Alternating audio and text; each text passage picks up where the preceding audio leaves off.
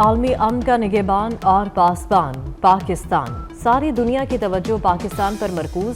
امریکہ ایران مذاکرات آج سے اسلام آباد میں ہوں گے۔ امریکی نائب صدر جے ڈی وینس مذاکرات کے لیے آئیں گے۔ وٹکاف اور ٹرمپ کے داماد جارڈ کشنر بھی ساتھ ہوں گے۔ ایران کی نمائندگی وزیر خارجہ عباس عراقچی اور اسپیکر باقر کالیباف کریں گے۔ وزیر اعظم شہباز شریف مذاکرات کی کامیابی کے لیے پرامید ہیں۔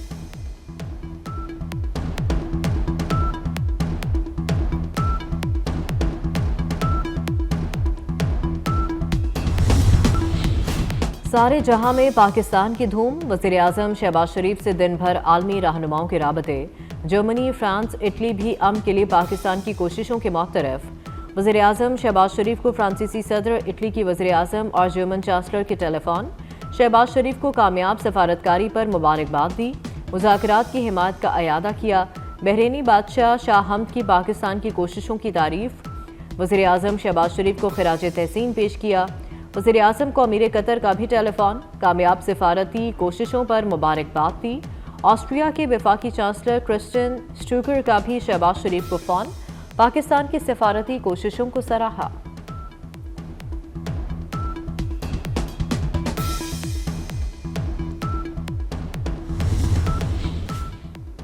آیت اللہ خامنہئی کے چہلم پر ایران میں ریلیاں، لاکھوں افرادوں کی شرکت۔ ایرانی صدر مسعود پزشکیان بھی چہلم کے جلوس میں شریک ہوئے، عوام نے سیلفیاں لیں۔ مرکزی ریلی تہران میں جمہوری اسکوائر سے آیت اللہ خامنہئی کی شہادت کے مقام تک نکالی گئی۔ دیگر شہداء اور میناب اسکول کے بچوں کے چہلم کی مناسبت سے بھی ریلیاں۔ ایرانی عوام کا شہداء کو خراج عقیدت۔ اور کراچی میں 9ویں اور 10ویں کے امتحانات کا آغاز، بورڈ آفس میں مانیٹرنگ سیل قائم۔ امتحانی عمل کی کڑی نگرانی ہوگی۔ امتحانی مراکز کے اطراف دفعہ 144 نافذ۔ فوٹو اسٹیٹ مشینیں بند رکھنے کا حکم۔ پہلے دن مرکز نہ پہنچنے والے طلبہ کسی بھی قریبی مرکز میں پرچہ دے سکیں گے۔ وزیر اعظم شہباز شریف سے فیلڈ مارشل سید عاصم منیر کی ملاقات، خطے میں پائیدار امن کے لیے سفارتی کوششوں کا جائزہ لیا گیا۔ وزیر اعظم اور فیلڈ مارشل کا خطے میں کشیدگی میں کمی پر اظہار اطمینان۔ قومی قیادت نے تمام اطراف سے تحمل کا مظاہرہ کرنے کو سراہا۔ ملاقات میں ثالثی کردار جاری رکھنے کا عزم۔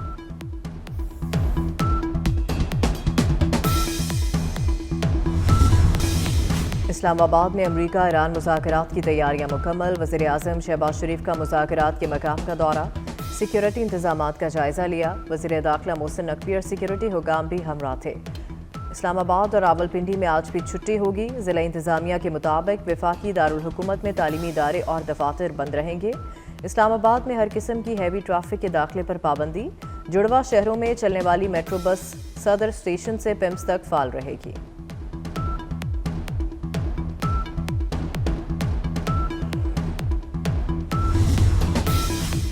جے ڈی وینس، اسٹیو وٹکاف اور جارڈ کشنر ہمارے خصوصی مہمان ہوں گے۔ وزیر داخلہ محسن نقوی کی امریکی سفیر نیٹلی بیکر کو یقین دہانی۔ پاکستان میں امریکی سفیر کا جنگ بندی کا خیر مقدم، پاکستان کے مضبوط سفارتی کردار کی تعریف۔ وزیر داخلہ محسن نقوی سے امریکی سفیر نیٹلی بیکر کی ملاقات۔ اسلام آباد میں کل ہونے والے اعلیٰ سطح کے مذاکرات پر تبادلہ خیال کیا گیا۔ محسن نقوی نے کہا، مہمانوں کو فول پروف سیکیورٹی کا جامع پلان بنا لیا ہے۔ امریکی سفیر نے پاکستان کے مخلصانہ کردار کو سراہا۔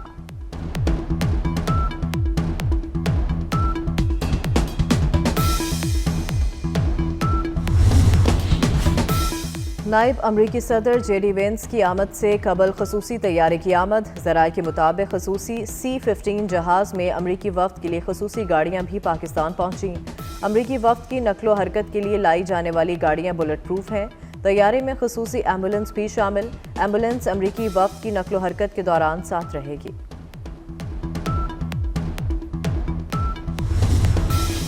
ایران کے ساتھ امن معاہدے کے لیے بہت پر امید ہیں۔ امریکی صدر ڈونلڈ ٹرمپ کہتے ہیں، اسرائیل لبنان پر حملے کم کر رہا ہے۔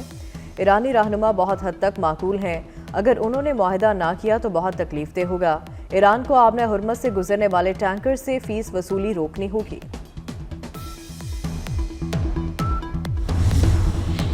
پاکستان کی کوششیں رنگ لے آئیں، ایران نے خلیجی ملکوں میں حملہ نہیں کیا۔ امریکہ اور اسرائیل نے بھی ایران پر حملہ نہیں کیا۔ اماراتی وزارت دفاع نے بھی تصدیق کر دی۔ وزیر اعظم شہباز شریف نے تمام فریقین سے سیز فائر کے احترام کی اپیل کی تھی۔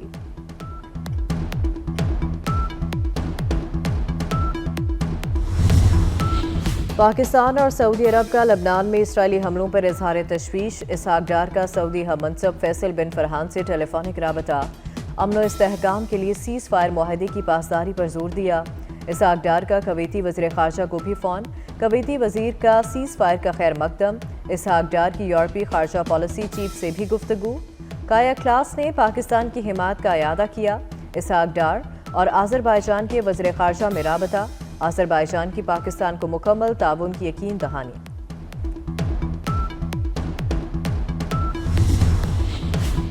وزیراعظم شہباز شریف اور لبنان کے وزیراعظم کے درمیان ٹیلی فونک رابطہ، شہباز شریف کی لبنان پر اسرائیلی جارحیت کی شدید مذمت، کہا پاکستان خطے میں امن کے لیے مخلصانہ کوششیں کر رہا ہے۔ وزیراعظم نواف سلام کی لبنان پر حملوں کے فوری خاتمے کے لیے پاکستان سے تعاون کی اپیل۔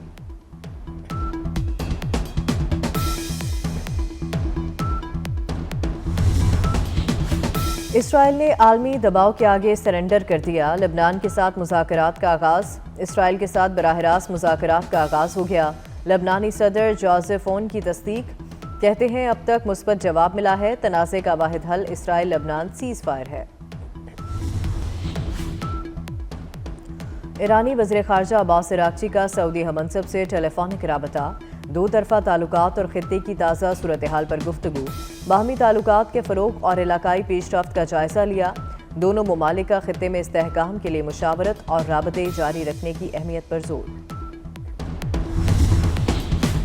جنگ بندی تجاویز میں لبنان اور مزاحمتی تنظیمیں شامل ہیں، ایرانی اسپیکر باقر کالیباف کہتے ہیں کہ جنگ بندی کے بعد اسرائیل کے حملے غیر قانونی ہیں، جنگ بندی کی خلاف ورزیوں کی بھاری قیمت ادا کرنی پڑے گی، ایران کا رد عمل سخت ہوگا۔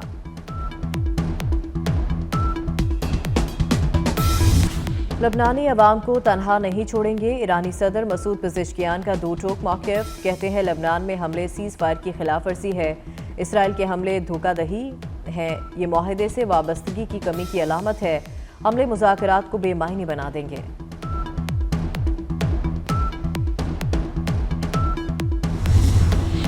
یورپی ممالک کا ایران امریکہ جنگ بندی کا خیر مقدم، یورپی ممالک کی فریقین سے جنگ بندی پر عمل درآمد کی اپیل، برطانیہ، France, Italy, Germany, Canada, Denmark, Netherland, Spain سمیت یورپی کمیشن، یورپی کونسل اور جاپان نے مشترکہ اعلامیے پر دستخط کیے۔ اعلامیے میں امریکہ ایران جنگ بندی کا خیر مقدم، پاکستان اور دیگر شراکت داروں کا مخلصانہ کاوشوں پر شکریہ ادا کیا۔ اعلامیے میں کہا گیا کہ مذاکرات کا مقصد جنگ کا جلد اور مستقل خاتمہ ہونا چاہیے۔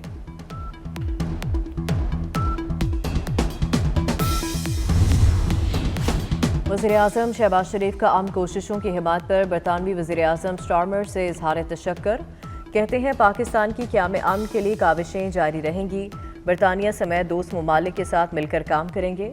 وزیراعظم نے پائیدار امن کے لیے کام کرنے کا عزم بھی کیا۔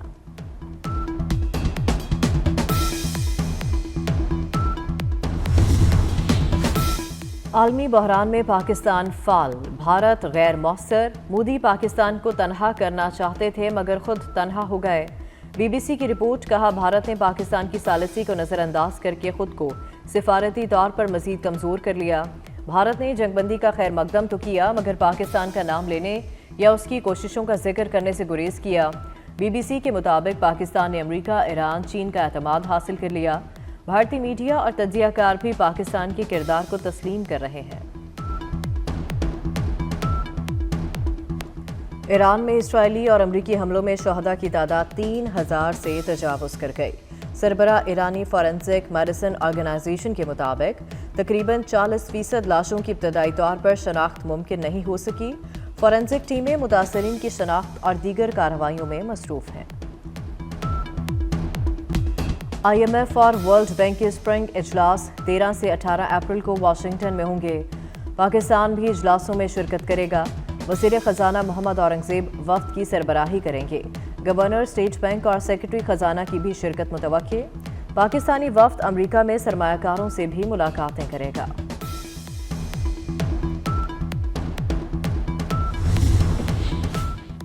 کراچی میں 9ویں اور 10ویں کے امتحانات کا آج سے آغاز، بورڈ آفس میں مانیٹرنگ سیل قائم، امتحانی عمل کی کڑی نگرانی ہوگی۔